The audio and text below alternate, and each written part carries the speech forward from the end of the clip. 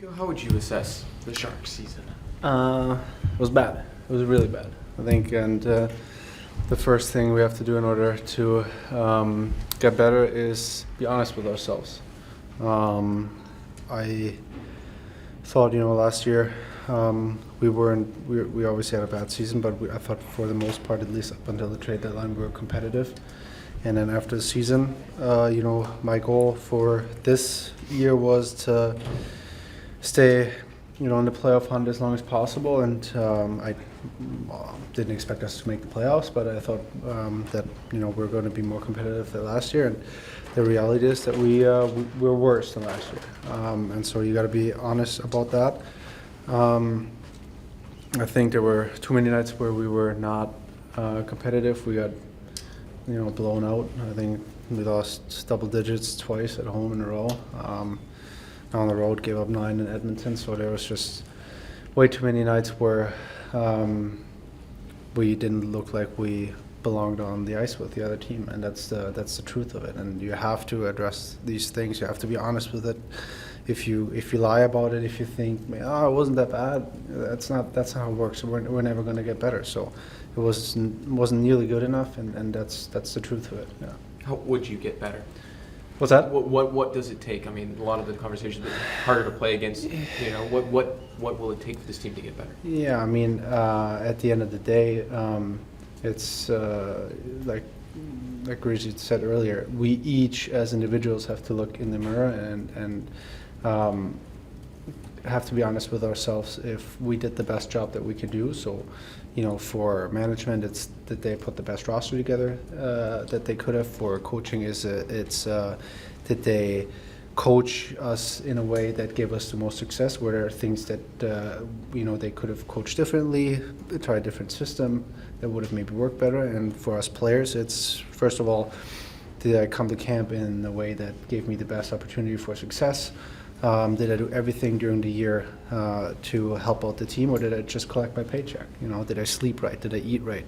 Did I come in on off days and do extra stuff? What did I do on the road? Did I go out the night before a game, or did I prepare to play the game? And so these are things, obviously the coaching stuff and the management stuff, I can't influence that, but as a player I can, influence all the other stuff that I just mentioned. So, yeah. Was there enough buy-in this year? I will have to say that regardless of how difficult the situation was, I applaud the group for always coming here and working. That's the one thing I will not take away from the group, is that whether it be up in the weight room or on the ice, there was always a smile on everybody's face. And the leadership group made sure that the working atmosphere is appropriate even in the difficult situation. And like I said, it could have veered off the road very easily in the second half of the year, and we made sure that wasn't the case. So that's at least one thing I will give the group credit for. Is the most disappointing part that the 4 centers that were projected to be Yeah. on this team were never together for it, especially Couture and Grant. I think for the coaches, they probably have a lineup, or the management, they probably have a lineup in mind in the summer when they trade for guys or they sign guys, and when you don't have the chance to play a single game in that constellation. I don't think we had one where all 4 of us played, right? So, yeah, it doesn't help. I think I've mentioned this before, especially in the center position. It's just such a hard position to play in the NHL. That's why you always see guys that have played centers all their lives in juniors, college, and then they come to the NHL and then they play on the wing, because it's a hard position to play in. And you can always slot in a winger for a couple of games, but it's hard to do it for 82 games. It's a man's game. You play against, mostly in the circle, you play against the best players in the league. You got to play down low. A 200-foot game, you're always underneath the goal line. So it's very taxing on the body to begin with. And so that's why I just think, established centers in the NHL is just hard to replace. And to do it over like a prolonged stretch of games, and that hurt us, of course. We were talking with Luke about this, and talked with a lot of guys about sort of hard to play against attitude, a high compete attitude, just the hates losing so much kind of attitude. Is that a kind of attitude that players just have, or like can that be instilled, or can young players learn that over time, or is that just you've got it or not, that kind of attitude? It's probably a little mix of both. I think there's certain players in the league. They're like high-end skill, like kind of like more like a free mind. Like they just go with the flow a little bit more of the game. Like they're never going to be that type of player. But the majority of the group, the core of the group, has to have that type of mentality. Especially, I think if you were a team that is looking to have success in the playoffs, because that's just how the game is played towards the end of the year. There's less and less room, and it's probably not so much about being 6'5" and 230 pounds, but I do think if you have the combination of being a decent sized player and being a good skater, that it does help a lot. Yeah, I mean, it's just if you're going to the corner and you have 30 pounds on the guy that you're going to the corner with, like, you have an advantage. That's just the reality of it. Yeah.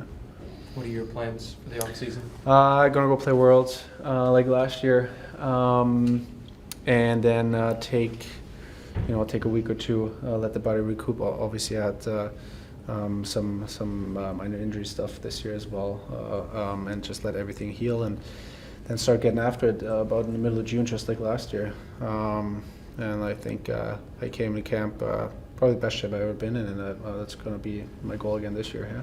Last year you had the hand injury that Yeah, you talked about. yeah. This year is it just?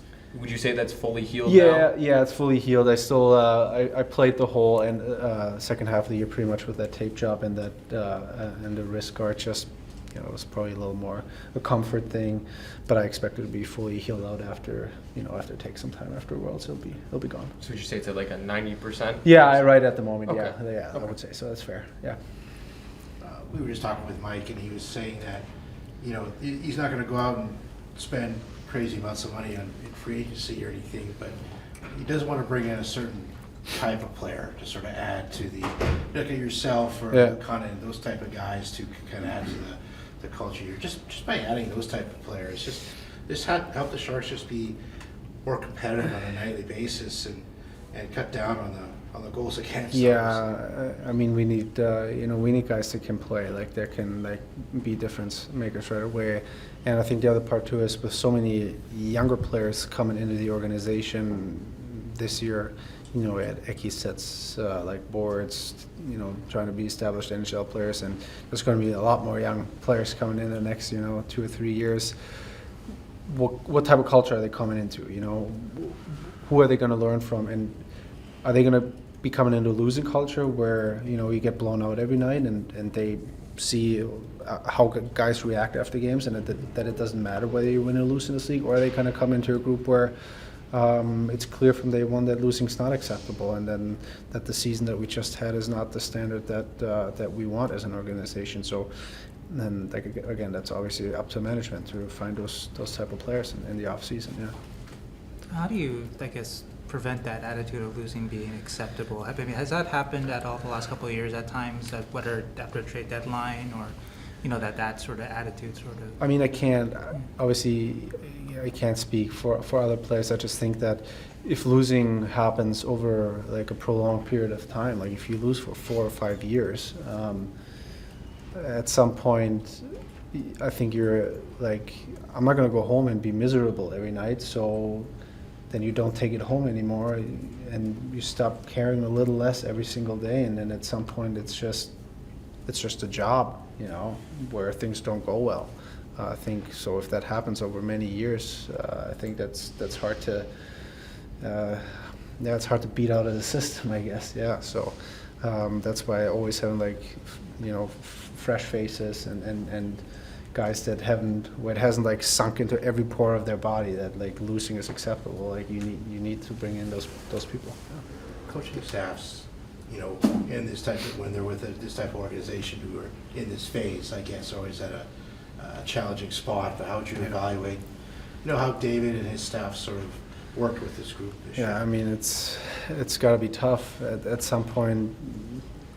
even in our meetings in like January, you sit there as a player, and I come in the morning, I'm like, what's there possibly that coach could say right now that he hasn't said already? Like you almost feel bad in a sense, because he's like, or the coaching staff, they're always like caught in between, you know, hammering home every single detail every day, and also at some point they realize that it's a group that's beaten up. Like how do we give them a break? And I think finding that line is probably not very easy. So I don't envy them at all. There's sort of a fine line, right? I mean, coach wants to Yeah. be hard and, Yes. you know, sort of a hard-ass type Yes. guy, and then you got coaches who are aware that, you know, players, you don't want to beat them up too much, Right. right? I mean, this is kind of a fine line for any coach. Yeah, I think it's a hard job to do. It's like I said, I don't envy them, especially when you have a group with a lot of young players. You know, I'm sure they sit in their office before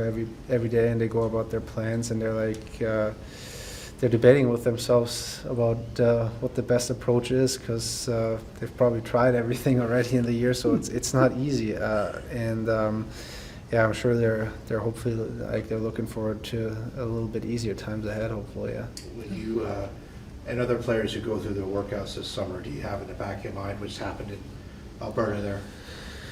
Yeah, I mean, like I said before, there were nights where I felt embarrassed as a hockey player, where I think every NHL team over the course of an 82-game season, there's a game or two where you get blown out. It's just normal. Like, it happens to every team, even the best team in the league. Yeah, there's a night where they give up 7 goals, so that's normal. But when it happens on like a weekly basis, then you don't feel particularly good about your own game. Like, there's not a lot of confidence or stuff you can take confidence from, and so you don't feel good about your own game anymore. And there were too many days probably or games where guys felt like they didn't want to put on their gear, because it was not that they were scared, but it's almost like anticipating what was happening, and then you almost had to drag yourself into the rink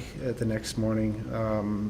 And I mean, it's like, you know, you as a journalist, imagine you go to work every day and there's a journalist across from you that writes a better article 82 days of the year, and they go, oh, why don't you come back? Yeah, why don't you come back tomorrow? Try again, and it's just, and it's the same, and it's the same thing again. So it's hard, like, it's so mentally draining once you get to like January or February. There's nothing to play for standings wise. Like, I hate that. It's because then it's all about creating almost like a fake type of atmosphere to keep the spirits up, and like it's not very authentic. It's not, you want to play for points, you want to play in big games, like, you know, like Detroit just had, like, last 3 games of the regular season, you have a chance to squeeze in the playoffs. Like, those are the types of games you want to be in, and it was mentally draining. It was very, very hard. Even for me, there were certainly days where, you know, I tried to do my routine every day, but even for me, there were some days where I really had to just force myself to come to the rink, because it was hard playing for nothing. Yeah. It's got to make it tougher for kids like Eklund and, you know, young guys like that. They have to develop in this. Yes, that's why I said earlier. It's like you draft, you know, another top 3 pick or whatever this year. When they come in, and that's why I try to like force myself to come to the rink every day, because I didn't want to, you know, give any of the young guys the impression that it's, you know, that's okay to slip off, and that's very hard to do. I always say it's easy in September and October when everybody's feeling good, the body is good, and the standings don't matter so much yet, and it's much harder to do in January and February, especially when things are tough. So, like I said, bringing in that type of player that knows how to do that, with a little bit experience maybe, and knows how to attack these problems. It's hard to be an NHL player. It is. 82 games is long. September till April is very long. How do you deal with the ups and downs, how do you kind of keep it even keel and do it every single day is very hard to do. And yeah, that's why I said I just try to force myself every day to be a good example for Eki, for Boards, for Z, for the young guys. Yeah. Was that a little extra hard after Tommy's departure? Yeah, I mean, Tommy he was our best player, and that's the truth of it. And you know, we're not stupid. Like we know when you trade away your best player, like players know what direction like we're going in. So like players read that. They're not oblivious to the fact that you know, we're probably not going to be great the rest of the year if you trade away your best player. And so all these small things, they all add up. And that's what I mean with like finding joy every single day is then it gets harder and harder with every single day of the season. And so yeah, obviously trading away Tommy, it was like one of those things. I understand why, I get why we did it, but it probably doesn't help like your outlook for the rest of the season, right? When you see stuff like that happen. Right? Now, for yourself, you mentioned like some of the things you had to do to get yourself like you know, to the rink and in a good mental frame of mind. What are some of the things that you did do, I guess, or things you even made up, I guess, to like kind of motivate yourself here at the last stretch here? Yeah, well, first of all, I tried to find a good balance away from the rink. Obviously, we're lucky enough to be in California, so I tried to get as much outside time as possible, a lot of sun. Try to read, spend time with your support system, whether it's your kids, family, wife, whatever it is, and just try to reset every single day, and come to the rink the next day and do it all over. And it's like I said, it's very hard to do, but also that's part of why you know, I was signed here in the first place, and so it's my job to do that, and that's what I'm going to do and continue to do. You mentioned the coaching staff. Do you think the coaching staff did a good job of that balance of being hard on you guys, but also pulling back the reins sometimes? David seemed conscious of that when we talked to him. Yeah, so. I think they were. I mean, they, like I said, they probably have never been in a situation like this.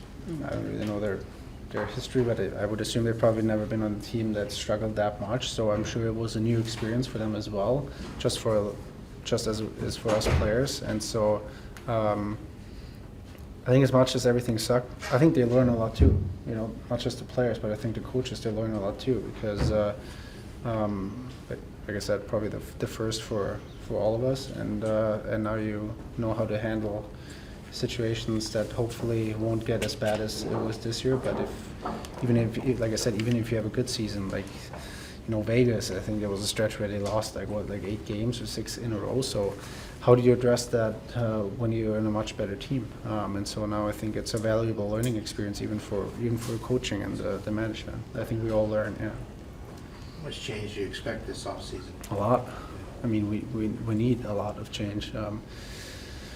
I think if you come back with in the same constellation or 90% same constellation, I don't see how you would expect a much different result. So yeah, I think that's yeah.